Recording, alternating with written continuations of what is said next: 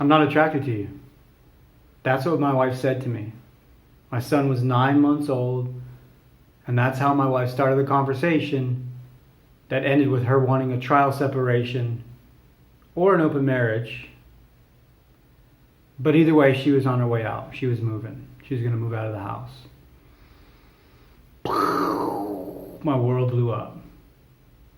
So if your wife wants a divorce, stick around and I'll tell you what I did to save my marriage.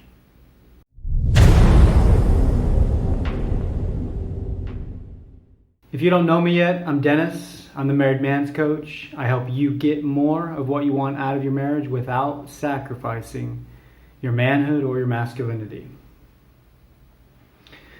So yeah, that was the beginning, my wife saying that. And it was a crazy time, as you can imagine. I spent the first couple days feeling sorry for myself, as you do. It came totally out of the blue. I had no idea this was brewing. Knowing what I know now and looking back, it was obvious something like that was going to happen. Obvious. It was obvious something like that was going to happen. So what did I do?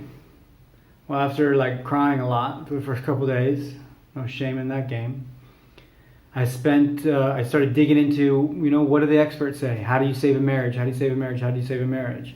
And I looked and I looked and I looked and I found a lot of good information that was just next to useless. It was really next to useless.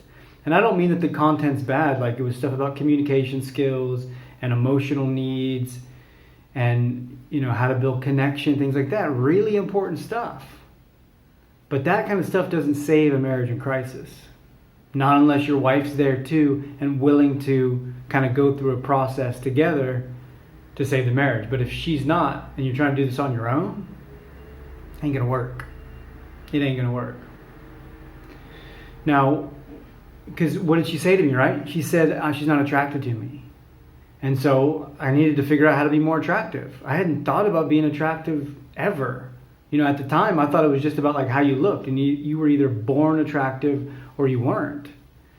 I know now that that's not true. That attraction has something to do with your physical appearance. I ain't going to lie to you. But it's definitely not all of it. And I would even say it's definitely not most of it. Most of it is how you carry yourself, about your frame, and how you go about interacting with the world. And how you go about demonstrating to the world how highly you think of yourself. Right? But you don't want to go too far because sometimes being arrogant is a good idea. But if that's who you are, if people think that you're an arrogant person, that's too far. You've gone too far. So what did I do? Well, what I figured out was that I had to understand how to be a good man. I had skipped being a good man and went straight to trying to be a good husband and then a good dad now that my son was there. And that makes sense, right? I'm a good husband. I want to be a good husband. I'm going to have a kid. I want to be a good dad. But that is wrong because I know now you can't be a good husband until you're a good man. You can't be a good dad until you're a good man. That comes first. That is primary. So I went to figuring out how to be a good man. And that meant a few very specific things. It meant focusing on becoming stronger, right? Because I had to kind of think, I was at the time, I was believing a lot of the nonsense that we hear that men and women are the same, biology aside, anatomy aside, that men and women are the same. It's total nonsense. But at the time, I believed into it. So I was kind of I did understand that there might be a difference there. But as I started to explore, as I started to dig into it, what's different? What's different about men and women? Well, the first obvious thing is that men are stronger than women. Right? Physically, men are stronger than women. And this is not we don't need to be some women are stronger than some men. Of course.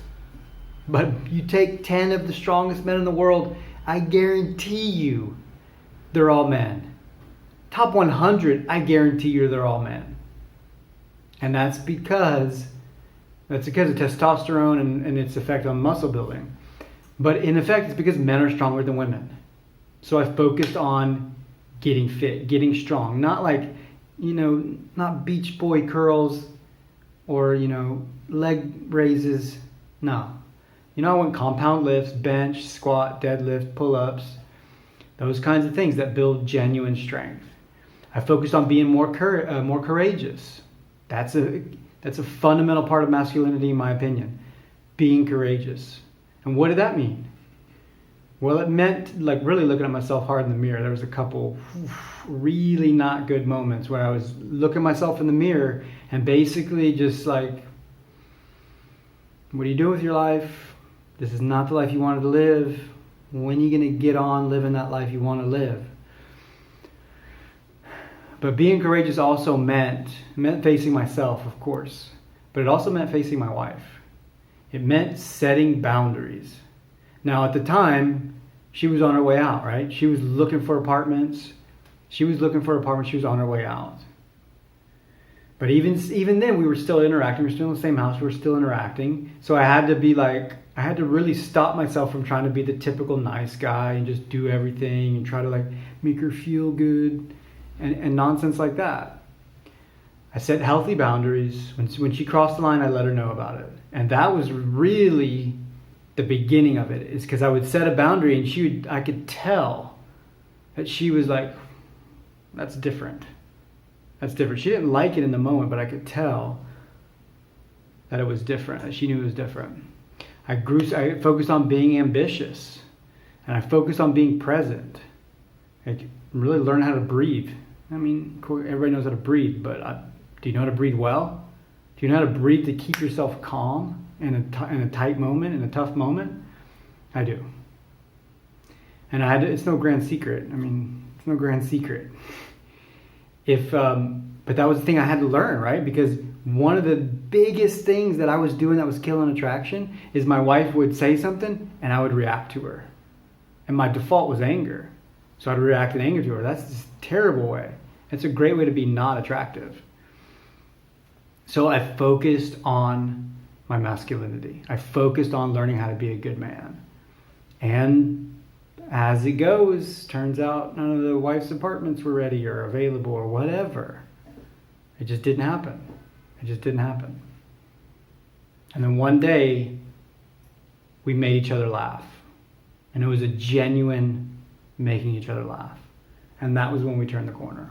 And I knew it then that we were, not that it was done and I had made it, but I knew that I had a chance. And since then, I focused on being masculine, being the leader of the family, stepping up and doing what's right in the moment. Even if it's uncomfortable for me, even if it's uncomfortable for her. And that's the reality of it sometimes. So that's how I save my marriage. If your wife is saying she wants a divorce and you don't want it, then fight. Then fight, man. Then fight. And if you want help with that, there's a link below to a group called the Married Man Cave. It's a group of men, going on 3,000 people now, men from all over the world, talking about these kinds of things, helping each other get better, and helping each other develop ways of being in the marriage so that husband is happy, wife is happy, kids are happy. That's what it's about.